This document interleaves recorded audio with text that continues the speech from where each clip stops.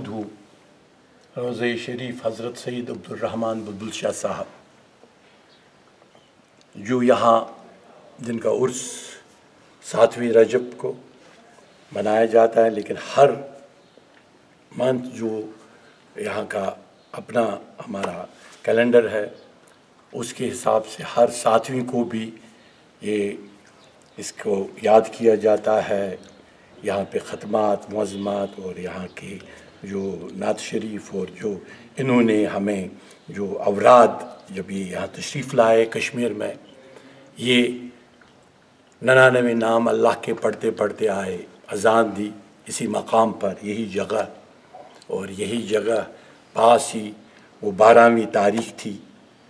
3 دن 7، 8، 9، 10، 11، 12ویں تاریخ کو یہاں کے جو کشمیر کے بادشاہ تھے حضرت سلطان صدر الدین رنجن شاہ صاحب، ان کی تمام جو اس کے منسٹرز تھے، جن میں اجداد تھا ریناز کا راون چند رینا، جو حضرت مخدوم صاحب خود رینا ڈائناسٹی کے ہیں، وہ بھی اس وقت منسٹروں میں تھے، اور انہوں نے باضابطہ جو یہ حنفیت کا پیغام لے کے آئے، اس حنفیت کے پیغام کو سارے کشمیر نے قبول کیا۔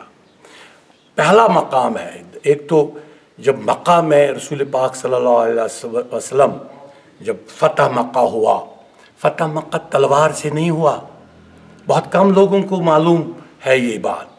فتح مکہ ایڈیالوجیکل فتح تھی، جو وہاں کا اس وقت کا بادشاہ تھا ابو سفیان نے بہت ظلم کیا ہمارے رسول اکرم صلی اللہ علیہ وسلم پر، لیکن جب انہوں نے لا الہ الا اللہ محمد رسول اللہ صلی اللہ علیہ وسلم پڑھا، کلمہ پڑھا، رسول اللہ صلی اللہ علیہ وسلم نے اس کو تمام وہ بتا دیا کہ آج سے آپ بالکل اس صف میں شامل ہوئے جس صف کو محبت کی صف کہا جاتا تھا۔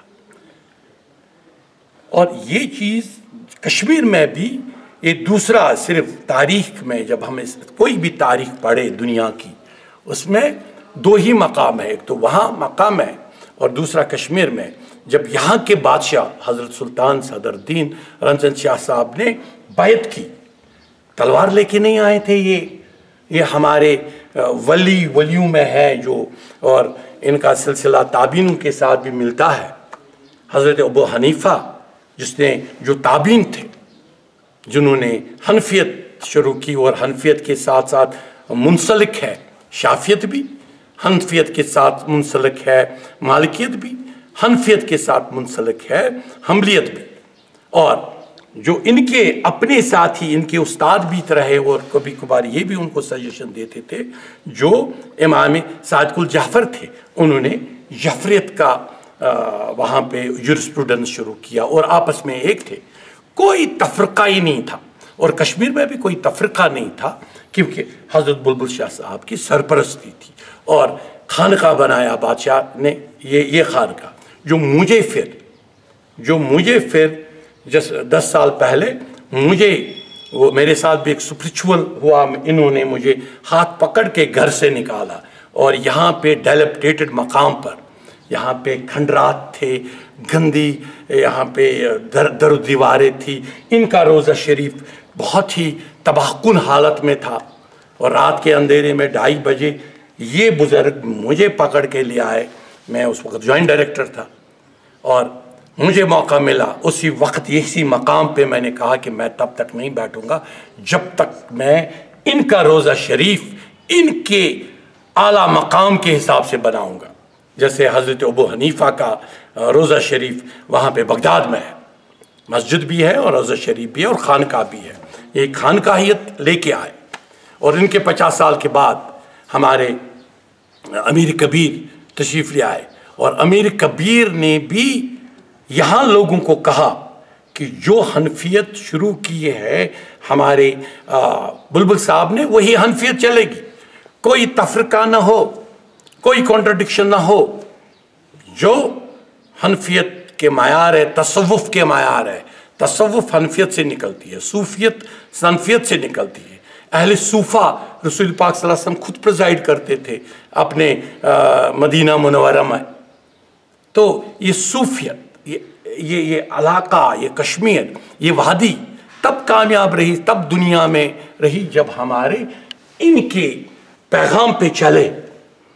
اور اس پیغام پہ میں ہر وقت کہتا ہوں، اور اس وقت بھی موقع مل رہا ہے، میں اس لیے یہ ہمیشہ اس وقت لائیو بھی اس پہ چل رہا ہے، میں اس لیے کہہ رہا ہوں، اور میں اس پہ زیادہ ہمیشہ کہتا آیا ہوں کہ کشمیر کو تباہی کس نے کی، کشمیر کو بربادی کس نے کی، کشمیر کو اس مقام پہ، اس تنزل کے مقام پہ کس نے لایا. یہاں کون ایسے لوگ نکلے؟ وہ نکلے جو ان سے منحرف ہو گئے، جنہوں نے گو آف سپرنگ 50 لوگوں کے لیے بنایا اور 70 بزرگان دین کے آستانوں کو بلڈوز لگایا. وہیں پہ بددعا نکلی ایسی ڈائناسٹی کے لیے، جس ڈائناسٹی نے یہاں کی حنفیت تباہ کی، یہاں کی صوفیت تباہ کی، یہاں کے آستانوں پہ بلڈوز چلا اور لوگوں کے ایک سیکشن میں بزرگوں کے خلاف نفرت پیدا کی. اور وہ ہوا کہ سارے بزرگ ہمارے خلاف ہو گئے کشمیر کے. مخدوم صاحب پہ جانے والے، مخدوم صاحب سے پانی، جب خشکی تھی تو پانی لانے والے، جب سیلاب تھا تو سیلاب کو تھمانے والے، جب بھونچال آتا تھا تو ان بھونچالوں کو بیلنس رکھنے والے، وہ اولیاء و کراموں کو ایسے انداز میں پیش کیا گیا، ایسی کتابیں لائی گئی. ہماری حنفیت کی 72 لاکھ کتابیں جلائی گئی.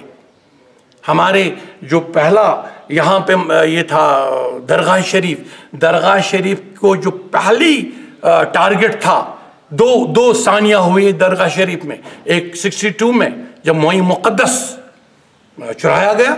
کس نے چرایا؟ اتنی کشمیر فلمیں بن رہی ہیں، اس کشمیر فائل میں کیوں نہیں دکھایا جا رہا ہے کہ وہ کس نے چرایا اور کس نے پھر اپنے سیکورٹی کے رنگ میں اپنی جگہ واپس لایا؟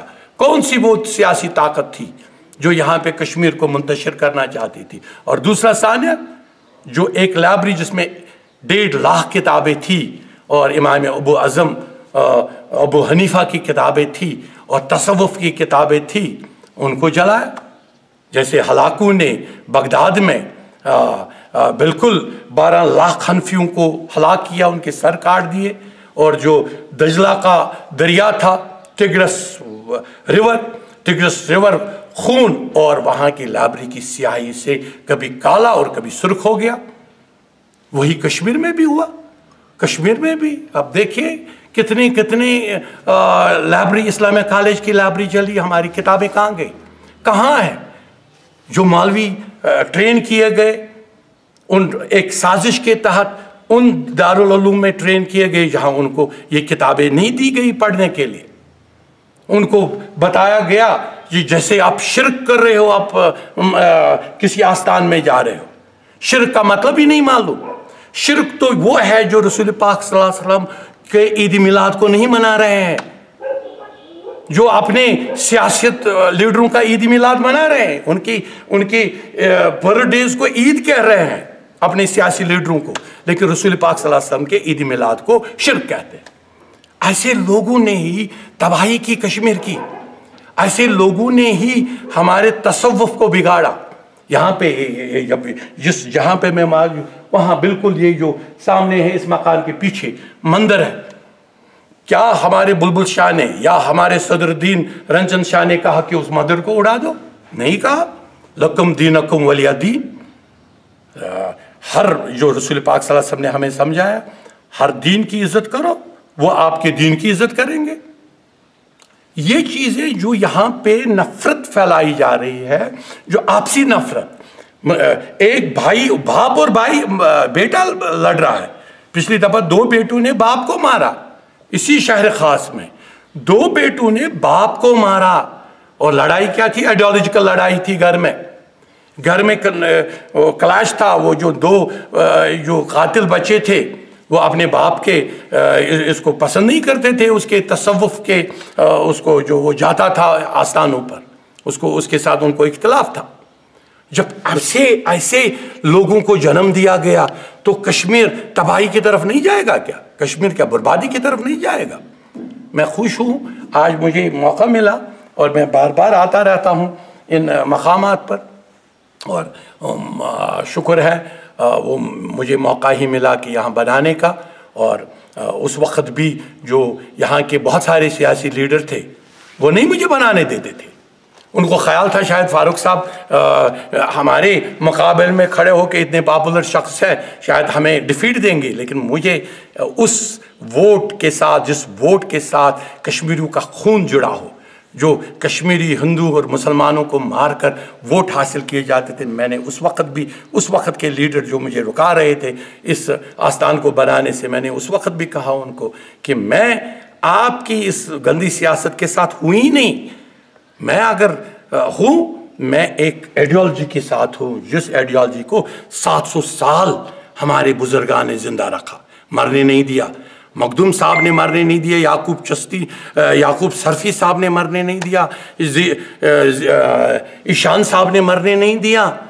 آپ یہاں گلی گلی میں دیکھو، آپ اس پار دیکھو، آپ سیار میں دیکھو، آپ نوا قدل میں دیکھو، آپ صفا قدل میں دیکھو، حضرت قادری شاہ نعمت اللہ قادری نے جہاں مقام کیا ہے، اس برج کے دوسرے برج، جس نے کہا کشمیر میں کیا ہونے والا ہے، اور آپ شاہ نعمت اللہ قادری کی وہ پڑھو، اس نے کہا ایک وقت آئے گا کشمیری اپنے اولیاؤں کے ساتھ روحانی جنگ چھیڑیں گے اور وہ تنزل کا شکار ہوں گے، اور وہ دور آج چل رہا تھا۔